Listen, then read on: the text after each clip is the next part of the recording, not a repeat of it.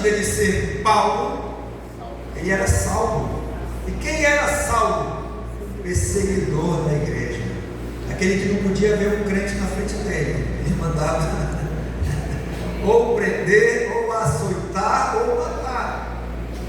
Ele tinha ira, ódio, só de ouvir falar de alguém dizer que era servo do Senhor Jesus, ou que o Senhor Jesus era aquele que o salvou, ou que o Senhor Jesus era o único e suficiente Salvador de sua vida.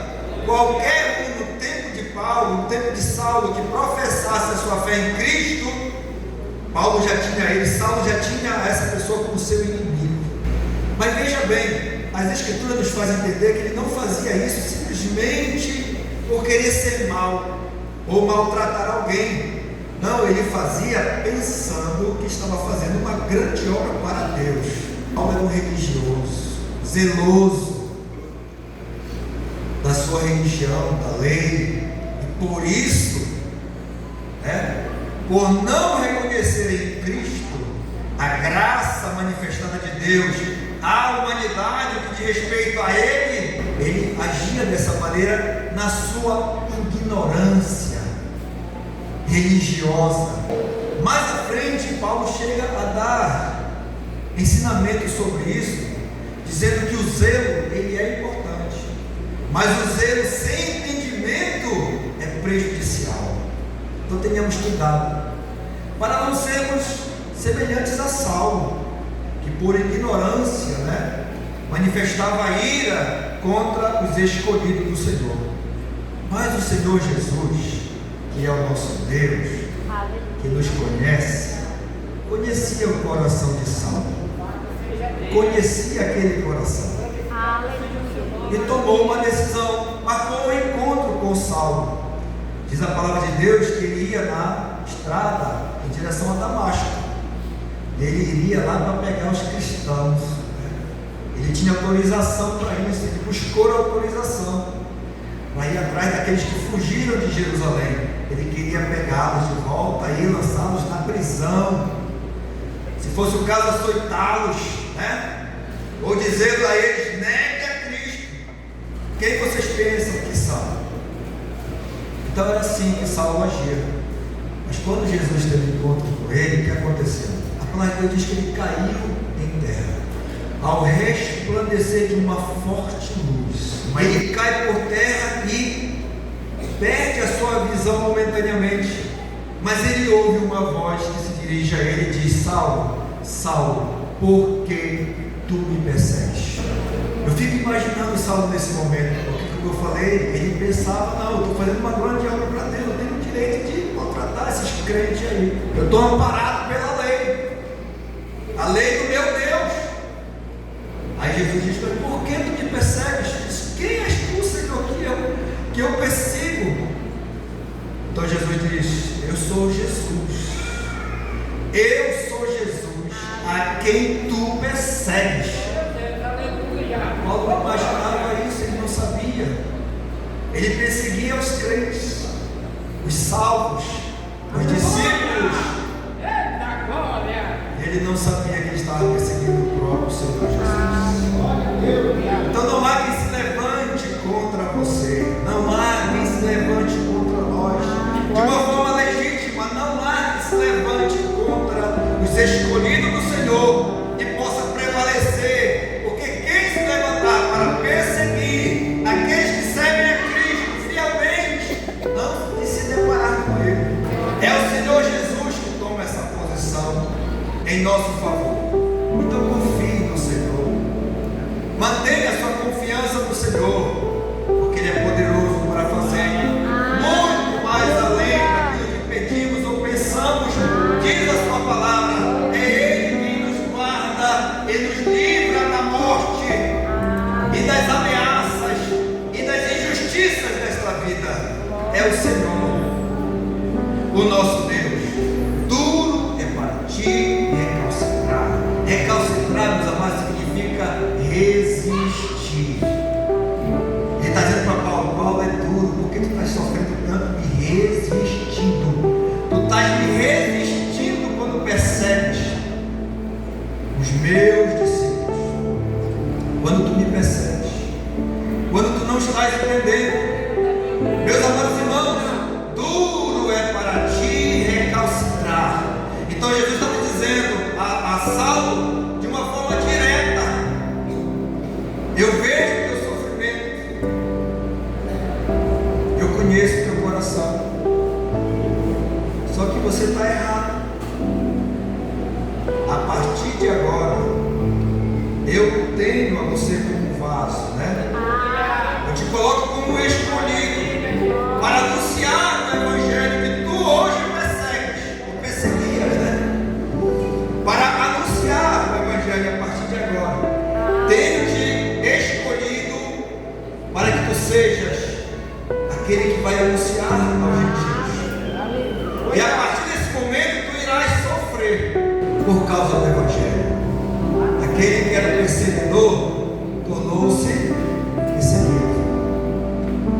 E mesmo diante dos irmãos que já eram convertidos, sabendo da conversão de Saulo, que agora já passando a ser Paulo, não aceitaram imediatamente, mas com desconfiança o recebiam, dizendo: mas não é esse aquele que nos perseguia? Não é esse que lançava os irmãos na prisão? Quem sabe entre eles de algum familiar, de alguém que sofreu algum desses danos, e sentindo esse momento, porque vem aquele sentimento de vingança, não ele merece sofrer, ele não pode estar falando a verdade, não é real essa conversão. Então Paulo teve que se posicionar diante das críticas e da desconfiança daqueles que viam a ele, já hoje convertido, humilhado e anunciando a Cristo, aquele que o derrubou lá no caminho de Damasco, dizendo: não, mas eu tive um encontro com Jesus. Ele falou diretamente a mim, revelou a minha ignorância, e hoje eu estou testemunhando dele a vocês e a quem quiser ouvir. Paulo cheio de ousadia, cheio do Espírito Santo, porque ele passou pelo processo. Jesus providenciou tudo para ele, né? Anunciou a Ananias: olha, vai até Saulo, fala com ele, ora por ele. Então Saulo tomou uma posição diante daquele que o chamou e o vocacionou. E Paulo não desperdiçou as oportunidades. Por quê? Porque Paulo sabia o que ele havia cometido, as atrocidades, a violência que ele havia feito. Meus amados irmãos, nada passa batido diante de Deus, porque Deus é justo. Deus é amor, mas Ele é justiça. Então Deus, corrigindo Paulo, diz: agora tu vais sofrer. Porém, existia uma garantia. Isso não entristeceu o coração de Paulo. Alguém pode pensar: coitadinho de Paulo. Não entristeceu.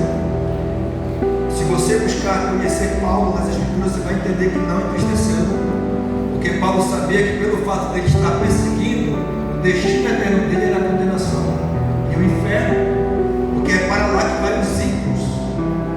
E todo aquele que negar a Cristo, e todo aquele que não aceitar, e todo aquele que não receber, aleluia, a condenação eterna é para esses que permanecerem diante de Deus, obstinados, endurecidos, inimigos de Deus, da regeneração do Espírito. Mas todos aqueles que aceitam a Cristo passam por esse mesmo processo.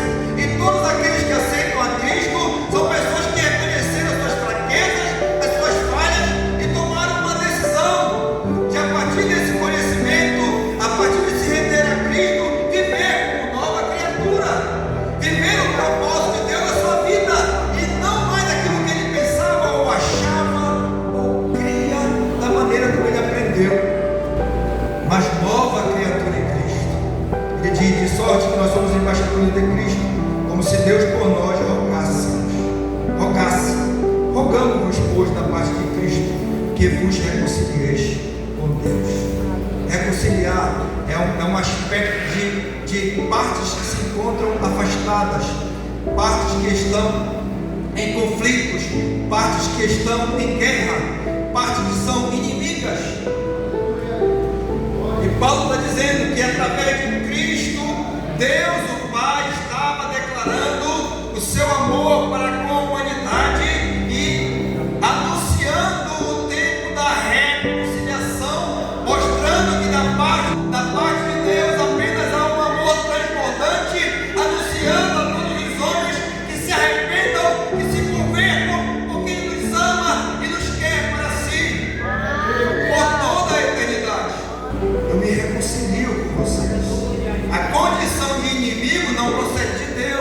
Inimigo dos homens não procede de Deus, mas o homem obstinado ou enganado pelo pecado, escravizado pelo pecado e incrédulo diante da morte de Cristo, diante do sacrifício do Senhor Jesus, e não crê que esse sacrifício foi por Ele, que esse sacrifício foi expiatório. Expiatório significa substitutivo. Ele nos substituiu. Era para nós a morte e a condenação do pecador, mas a palavra de Deus diz: aquele que não cometeu pecado o fez pecado por nós. Jesus fez aquilo que nós não poderíamos fazer. Não podemos fazer. O que é que nós não podemos fazer? Não podemos nos salvar a nós mesmos. Nós não temos esse poder. Então Ele fez o que nós não podemos fazer. Somente Ele poderia fazer, e Ele o fez. E quando Paulo tomou consciência disso, ele agarrou com todas as forças. Não importa o que você tenha feito, se hoje você está em Cristo, agarre-se a essa graça com toda a tua força. Não olhes para trás, aleluia, porque Cristo nos tem anunciado o tempo da reconciliação. Reconciliar é trazer paz novamente, porque Deus nunca se agradou de ver o homem, obra de suas mãos, vivendo como inimigo dele. Mas não era Deus que se tornou inimigo do homem, é o homem que vem se levantando o seu punho contra Deus, dizendo: eu não preciso de ti, preferindo viver uma vida de pecado ao invés de servir o seu Criador. Essa é a realidade desde a queda do homem lá no Éden, e isso vem se reportando de geração em geração, de geração a geração, chegou até nós, e até o dia de hoje muitos perecem por não entender o amor de Deus para com a sua vida. A nós cabe viver esse amor, aceitar esse amor e anunciar este amor a todas as pessoas, não só com palavras. O amor bíblico não consiste apenas em palavras, mas em obras, em atitudes. Foi o que Deus fez. Ele não somente anunciou que nos ama, mas Ele teve uma atitude de amor. Ele enviou o seu Filho unigênito. Por que Ele enviou? Porque Deus amou o mundo de uma tal maneira que deu o seu Filho unigênito, para que todo aquele que nele crê não pereça, mas tenha a vida eterna. Meus amados, essa palavra precisa estar viva em nós, constantemente, diariamente. Aleluia. Porque o amor de Cristo nos constrange. O apóstolo Paulo diz: sabe o que significa constranger? Levar alguém a fazer aquilo que ele não quer fazer, obrigar alguém a fazer o que ele não quer fazer. Paulo, ao contemplar, Paulo não viu fisicamente, mas ele tomou conhecimento, e ao saber que Cristo morreu na cruz do Calvário, mesmo ele sendo perseguidor, mesmo ele sendo pecador, do qual ele diz: eu sou o principal, porque eu persegui. Então ele diz assim: eu estou aqui dizendo o que eu fiz, mas também estou anunciando o que ele fez por mim. Esse amor me constrange, nem que eu não queira. Esse amor me obriga a fazer a obra do Senhor. Não posso ignorar tamanho amor. Não podemos ignorar o que Cristo fez por nós. Não podemos. Porque esse amor, quando você contempla esse amor, quando você contempla e traz para a sua vida por fé, nessa graça que se manifestou, esse amor há de nos constranger. Ao ponto que Paulo disse assim: se um morreu, ele fez isso por nós, ele morreu. Isso é prova de amor. Eu passo a entender que se ele fez isso por mim, a minha vida é preciosa aos olhos dele, não pertence mais a mim. Eu morro para mim mesmo. Aleluia. Crucificado por Cristo, e vivo não mais eu, mas Cristo vive em mim. E a vida que agora vivo na carne, vivo-a na fé do Filho de Deus, o qual me amou e se entregou a si nós temos uma história